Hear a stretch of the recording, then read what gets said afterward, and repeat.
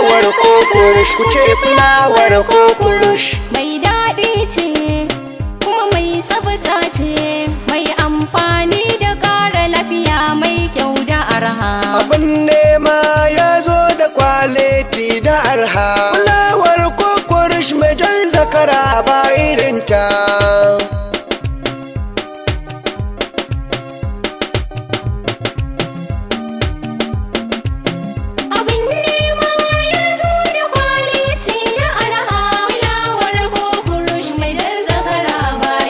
Da sunan Allah Ubangiji na mai yau da gobe.